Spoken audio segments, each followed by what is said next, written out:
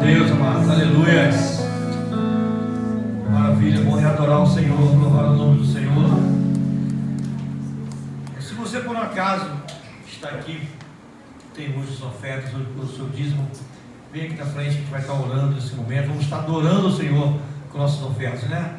Somos poucos por causa da limitação do problema dessa pandemia, somos poucos, mas mesmo sendo pouco, vamos adorar o Senhor com nossas ofertas, né?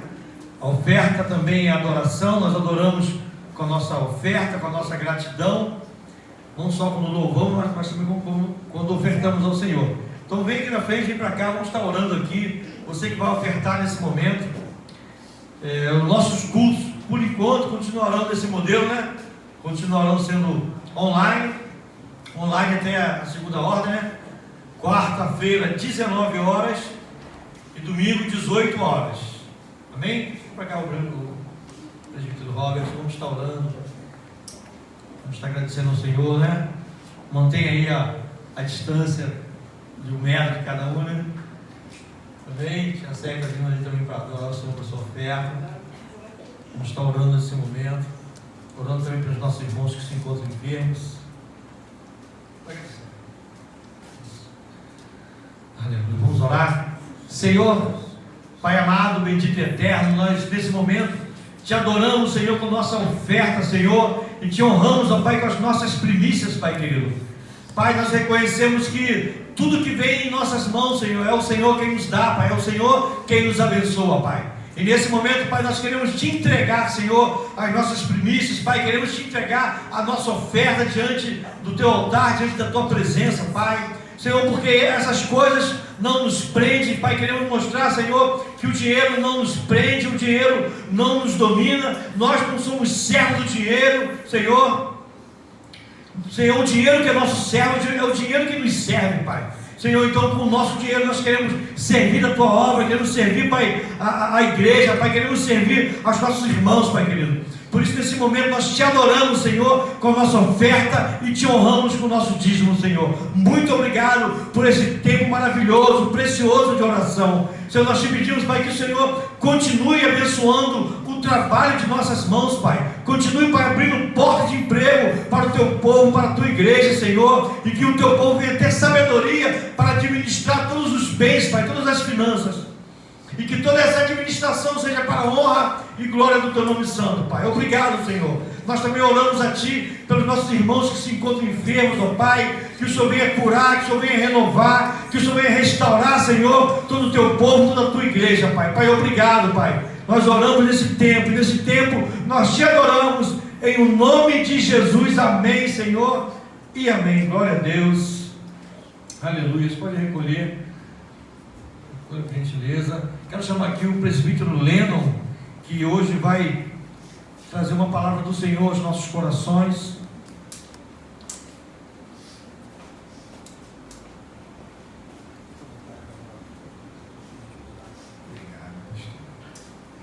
Quero cumprimentar todos os irmãos, você que está na sua casa, né? Com a paz do Senhor Jesus. Amém.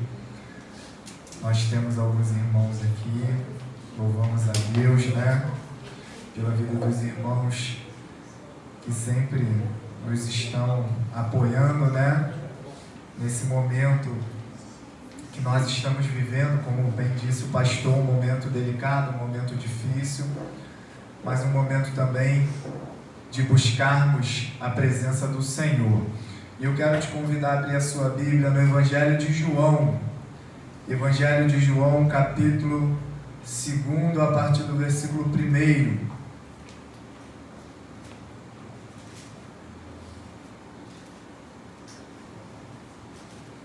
Evangelho de João, capítulo 2, a partir do versículo 1.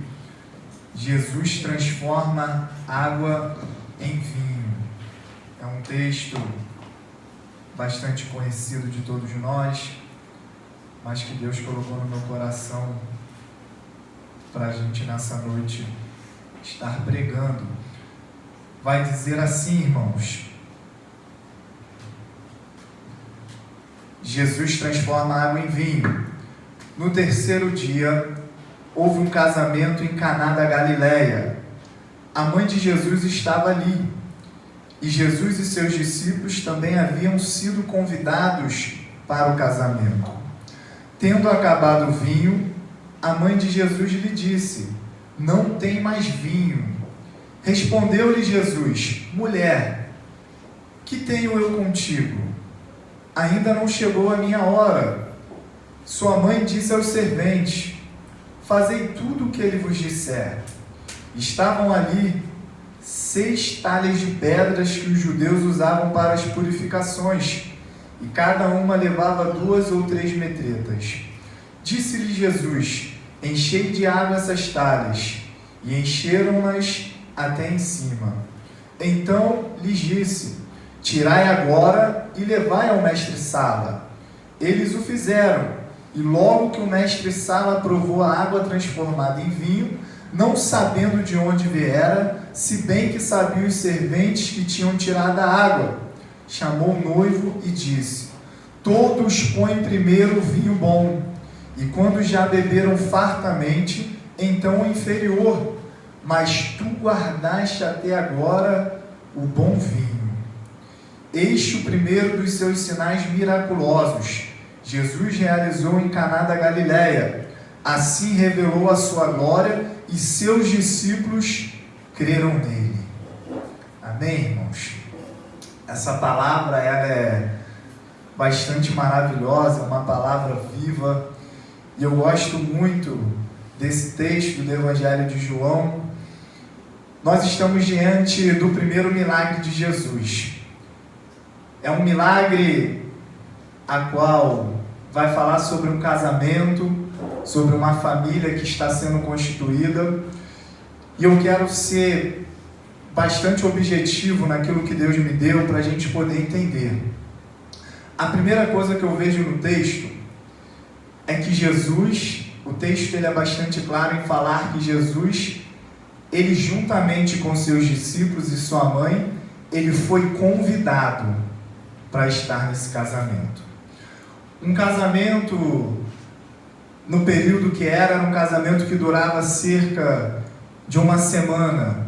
Então os preparativos eram preparativos que deveriam durar uma semana inteira. Então você imagina um casamento que deva durar uma semana, os gastos, os custos, como que deve ser para poder arcar com as despesas de um casamento. Não é como nos nossos dias que o casamento dura 4 ou 5 horas e os gastos já são enormes. Nós vamos imaginar um casamento que durava cerca de uma semana, aonde a história diz, historiadores contam que grande parte da cidade que moravam os noivos eram convidados. Então a gente está diante de um casamento grandioso, de um casamento onde muitas pessoas foram convidadas. E, inclusive, Jesus ele foi convidado para fazer parte desse casamento. A tradição diz que Jesus não chegou exatamente no início desse casamento, mas Jesus vai chegar exatamente no 3º dia. E quando Jesus chega, o vinho acaba. E o que me chama a atenção nesse texto, que não são os noivos que vão procurar Jesus, não são os noivos que vão chegar até Jesus e vão mencionar os seus problemas, mas vai ser a mãe de Jesus. A mãe de Jesus que vai chegar até o próprio filho, que vai chegar ao Senhor e vai falar apenas: acabou o vinho. E isso é muito interessante, irmãos. Por quê? Porque aqueles homens, Jesus com seus discípulos, eles foram convidados para aquele casamento.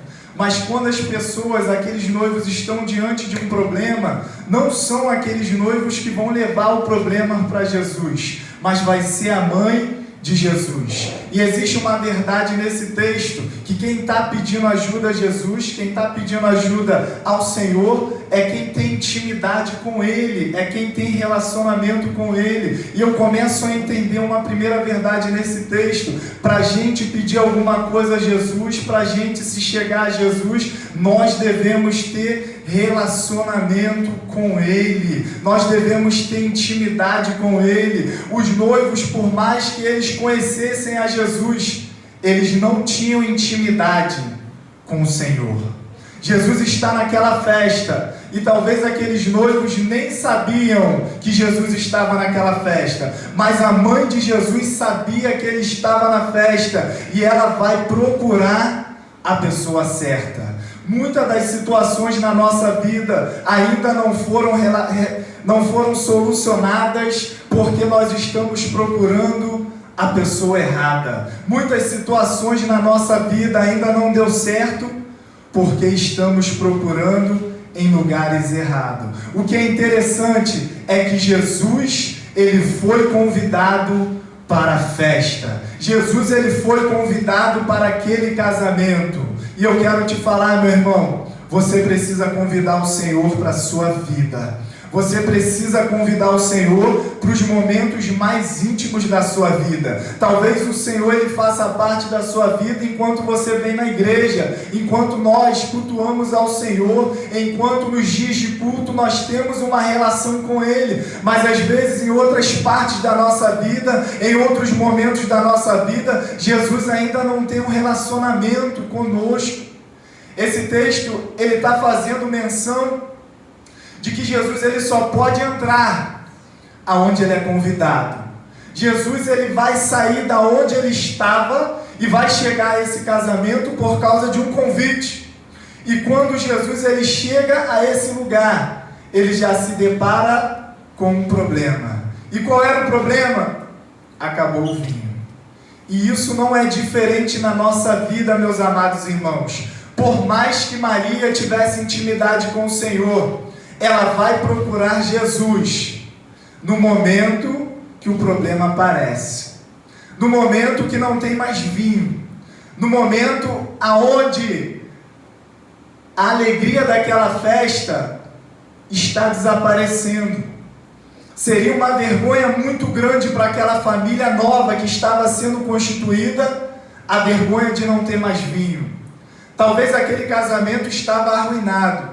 Talvez pessoas falariam daquele casamento, como pode? Eles não prepararam vinho, eles não se prepararam.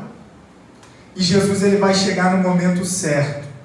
Mas o que é interessante, primeiro o problema acontece para lembrarem que Jesus está presente. Eu quero perguntar como está a sua vida nessa noite. Será que sempre é necessário os problemas acontecerem na nossa casa, na nossa família, na nossa vida, para a gente lembrar que Jesus está presente na nossa casa? Será que é necessário sempre os problemas aparecerem para a gente se despertar que Jesus está presente na nossa vida? E é justamente isso que está acontecendo. O problema acontece, não tem mais vinho, e agora Maria lembra que o seu filho está presente. E o que é interessante, Maria não vai questionar Jesus, Maria vai apenas apresentar a Jesus o problema. Muitas das vezes nós questionamos a Deus e nós queremos que o Senhor faça da forma que nós queremos. Nós chegamos até Jesus e nós queremos que Ele venha agir ou haja da forma que nós achamos que é certo. Mas nesse texto, Maria apenas apresenta ao Senhor: Senhor, acabou o vinho. Maria não está pedindo para Jesus transformar água em vinho. Maria não está pedindo para Jesus trazer vinho. Não, ela apenas reconhece que o filho dela tem poder, mas ela apenas apresenta a Ele o problema. Nós devemos apresentar a Deus os nossos problemas. Nós devemos apresentar a Deus as nossas dificuldades. Nós não devemos ter vergonha de apresentar ao Senhor os problemas que nós estamos vivendo, o problema que nós estamos enfrentando. Nós devemos ter transparência e não ditar ao Senhor o que Ele deve fazer. Eu vejo nesse texto Maria apresentando ao Senhor: Senhor, acabou o vinho. E a tradição conta que em outras oportunidades Maria já contava em apresentar os problemas a Jesus, porque talvez o seu marido já tinha morrido, José, e agora ela só tinha Jesus e os outros filhos para poder o socorrer. Era a forma de socorro dela. E ela agora chega a Jesus pedindo uma ajuda, apresentando a Ele. E isso vai trazer um modelo para cada um de nós. Nós devemos apresentar a Jesus os nossos problemas. Não significa que todos os nossos problemas serão resolvidos. Não significa que todas as situações na nossa vida Jesus vai resolver. Ele tem a obrigação de resolver. Mas cabe a Ele o juízo. Não cabe a nós. E o texto vai falar que logo que Maria apresenta a Jesus, sem saber qual vai ser a atitude de Jesus, ela vai mandar os serventes obedecer a tudo o que Ele disser. Olha o que é interessante que a Bíblia vai falar. Ela não diz obedeça em parte, mas obedeça em tudo. Existe um princípio de obediência nesse texto. A obediência, ela traz milagre. A obediência traz cura. A obediência traz transformação. Mas é obedecer em tudo. Não tem como a gente querer seguir a Jesus e a gente obedecer apenas aquilo que é conveniente, aquilo que é interessante. Eu vou obedecer isso aqui porque isso aqui eu gosto, mas eu não vou obedecer algo que eu não gosto, não. A Bíblia vai falar que Maria diz, obedeçam em tudo o que Ele vos disser. Existe um princípio de obediência que nós devemos obedecer em tudo. Enquanto a nossa vida não estiver em retidão, muitos milagres, muitas promessas de Deus não acontecem. E olha o que é interessante, aqueles homens vão obedecer às instruções de Jesus. Jesus, ele vai mandar preparar água. Havia um costume entre os judeus, de todas as vezes que eles fariam uso dos seus alimentos, de todos os talheres, de tudo aquilo que eles fossem fazer para a sua alimentação, eles deveriam se lavar antes, durante e após a alimentação. Era uma forma que eles tinham de purificação. E Jesus vai mandar encher. Aqueles homens precisavam encher. O que a gente leu, as metretas eram vasos e eles precisavam encher. E davam aproximadamente em torno de 700 litros de água. E Jesus vai mandar encher aquela água. E eles enchem. E o que é interessante nesse texto, eles obedecem. E depois que eles enchem de água, Jesus manda levar para o mestre-sala. O que eu acho interessante é que aquele milagre ele não é visível. É um milagre em questão de obediência. É um milagre em questão de fé. É um milagre que Jesus está falando, encham de água. E eles enchem de água. E Jesus agora fala, levem ao mestre-sala. E quando aqueles homens levam ao mestre-sala, e quando ele prova daquela água, ele vê que é vinho. E é um milagre que não é visível. E isso me faz entender uma verdade nesse texto, que nem todos os milagres de Deus na nossa vida serão visíveis. Nem tudo que Deus vai fazer na nossa vida é visível. Talvez existem situações na sua vida que você não está vendo o mover de Deus, que para você aparentemente parece que nada está mudando, que tudo que você faz parece que está na mesma, ou talvez não está acontecendo nada. Mas eu quero falar para você nessa noite, que Deus ele não precisa mostrar o agir dele a nenhum de nós. Deus não precisa demonstrar que está fazendo. Deus não precisa dar sinais para mostrar que Ele está agindo na nossa vida. Entenda bem, meus irmãos, ninguém estava vendo aquele milagre. As pessoas não estavam vendo a transformação. Aquele milagre estava se passando dentro de um jarro. Mas todos eles seriam alcançados por aquele milagre. Deus ele não precisa mostrar que Ele está agindo na minha e na sua vida. Entenda bem, Deus ele está cuidando de um casamento aqui. tantos casamentos que Deus às vezes está trabalhando e nem mesmo as pessoas sabem. Aqueles noivos não sabiam que Jesus estava trabalhando para as coisas dar certo naquele dia.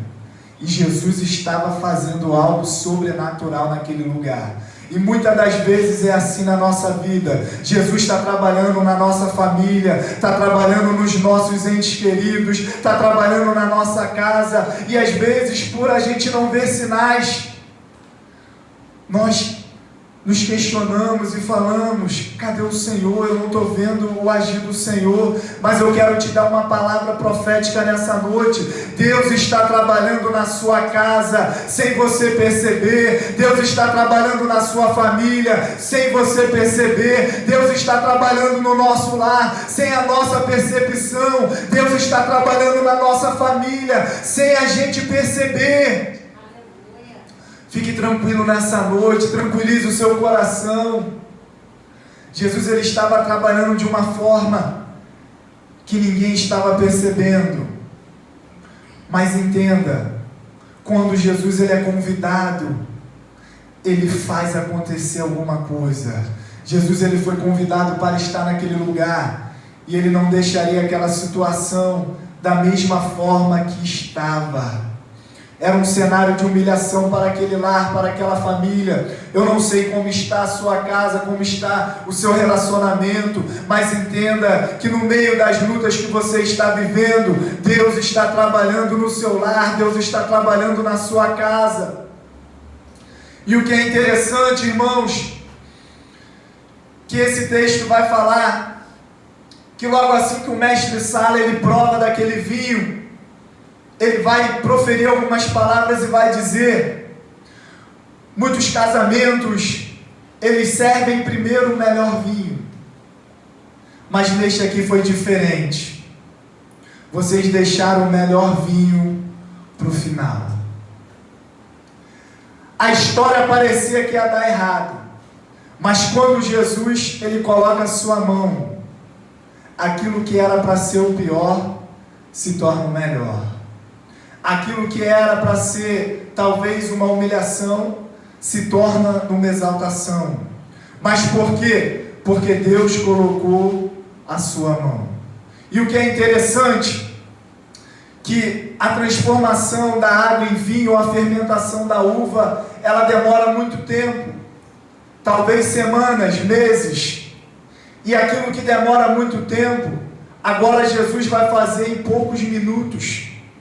E isso me faz entender que Jesus, para mudar uma história, ele faz tudo aquilo que está no cronograma normal ser diferente.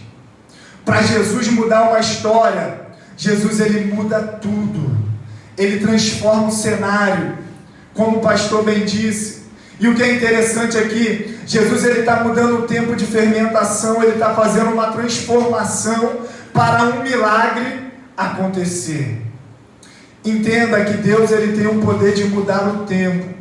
Deus ele tem o poder de transformar talvez aquilo que você seria abençoado lá no final do ano. Deus ele tem o poder de abreviar sobre a sua vida. Deus tem o poder de trazer bênçãos para a nossa vida no dia presente, coisas que só iriam acontecer lá na frente. Deus tem o poder de trazer à existência aquilo que não existe hoje. Deus ele está trazendo, ele está mexendo na força da natureza, ele está trazendo a existência, mostrando a sua divindade. Em seu primeiro milagre, ele está trazendo algo sobrenatural para aquelas pessoas. Entenda que aquele milagre ele não alcança apenas aquela família, mas ele alcança todas as pessoas daquela festa, porque Jesus ele queria abençoar aquela família e todas aquelas pessoas naquele lugar. E a Bíblia vai falar, irmãos, eu vou finalizar já aqui. A Bíblia vai falar o seguinte, que após aquele milagre, os seus discípulos creram nele. Olha o que é interessante, os discípulos só vão crer em Jesus depois que o milagre acontece. No final dos versículos a gente se depara com isso. Os discípulos até então já tinham andado com Jesus e eles não criam ainda. Eles seguiam a Jesus, mas não criam. Mas Jesus, através de um milagre, aqueles homens vão crer nele. Isso nos deixa uma reflexão. Nós não podemos seguir a Jesus sem crer. Aqueles discípulos só creram porque viram um milagre. Jesus não precisa demonstrar mais nenhum milagre para que nós venhamos crer no nome dele. Ele já morreu na cruz do Calvário por nós. Não é necessário o Senhor demonstrar mais nada. Eu só vou crer no Senhor se Ele salvar o meu esposo, ou se Ele salvar a minha esposa, ou se Ele salvar a minha família. Não. Ele já morreu por você. Muitos discípulos, todos eles, creram por causa do milagre. Mas nós não devemos crer no Senhor se Ele fizer um milagre na nossa vida. Ele já se entregou por nós. Não significa que todas as curas vão acontecer na nossa vida. Não. Nós devemos crer que Ele existe. Independente dele fazer milagre na nossa vida, independente dele curar, independente, existe até um louvor que se Deus fizer, se Ele não fizer, Ele continua sendo Deus, irmãos. Deus, Ele vai fazer esse milagre. Ainda não era a hora dele. O ministério de Jesus não era para começar com esses milagres, mas Ele, por misericórdia, Ele deu início ali fazendo milagres, porque tinha um momento certo. E é exatamente na nossa vida, existe um tempo determinado para Deus fazer as coisas na nossa vida, para as coisas acontecerem. Existe o tempo dele. E nós não podemos ultrapassar o tempo de Deus. Talvez se Deus fizer algo antes do tempo, não vai ser bênção. Se Deus resolver algo, talvez agora, pode ser que se perca. Então, às vezes, Deus deixa o tempo para acontecer no tempo certo dele. Então, fique com essa palavra nessa noite. Quero deixar essa palavra para você. Entenda que mesmo nesse tempo de pandemia, você precisa aprimorar o seu relacionamento com Ele. O texto não fala que os noivos procuraram a Jesus, mas eles foram alcançados por Maria, porque Maria tinha intimidade com Jesus. Então Maria vai interceder para o milagre chegar àquela família. Então entenda que você é um instrumento para os milagres de Deus chegar na vida de alguém. Talvez Deus te levantou nesse tempo para você interceder por uma família, para você ser um instrumento de uma família ser abençoada, de uma família ser alcançada por um milagre através da sua vida. Soberano Deus, eterno Pai, queremos te agradecer nesta noite, Senhor, porque o Senhor nos alcançou através, ó Pai, de uma vida que esteve orando por nós, Senhor. Pai, te louvamos porque somos fruto da oração de alguém, Pai. Somos fruto da oração de uma vida que intercedeu por nós. E pedimos a Ti, Senhor, nos levante neste tempo para orar por alguém, para clamar por uma família, para abençoar alguém, Senhor, para ser uma ferramenta útil nas Tuas mãos, para resgatar alguém para a Tua presença.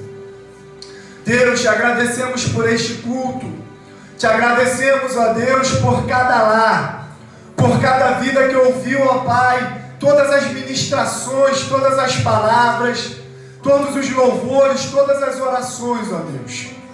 E pedimos a Ti, ó Deus, salva esta vida, salva esta família, Senhor. Cremos, ó Deus, que famílias estão sendo transformadas, Pai, através dessa palavra. Cremos, ó Deus, que a Tua palavra está sendo semeada num solo fértil, Senhor, e no devido tempo, ó Pai, dará os seus frutos. no devido tempo estará conosco, ou em outra igreja, mas estará, ó Pai, servindo ao Senhor. Deus, pedimos a Ti, abençoe os nossos irmãos, os nossos líderes, os nossos pastores. Pai, sabemos que estamos vivendo dias difíceis, Senhor.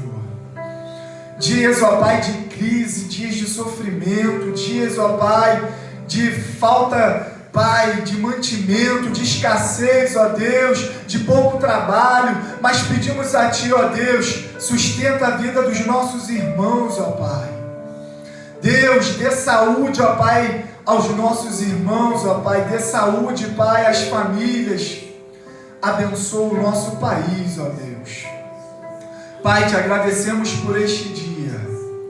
Pedimos a Ti, ó Deus, abrevia estes tempos, ó Deus, de sofrimento, de mortes, ó Pai, de doenças. Pai, pedimos a Ti, Deus, guarda as nossas famílias, Senhor. Pai, Te louvamos por tudo, em nome do Senhor Jesus. Amém, Deus. Faça o sinal da bênção. Você que está na sua casa, né? Que Deus venha estar te abençoando. Aleluia. Que o Senhor te abençoe e te guarde. Que o Senhor faça resplandecer o teu rosto sobre ti e tenha misericórdia de ti. Que o Senhor levante o teu rosto e te dê a paz. Que o grande amor de Deus Pai e as doces consolações do Espírito Santo sejam com todos aqueles que aguardam a vinda do Senhor. E todos digam amém. Vou chamar os nossos irmãos, né, aqui para frente, todos juntos. Pode vir, gente.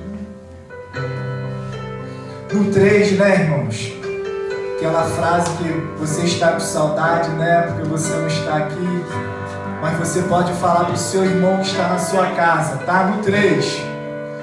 1, 2, 3. Jesus, Ele tem uma aliança contigo.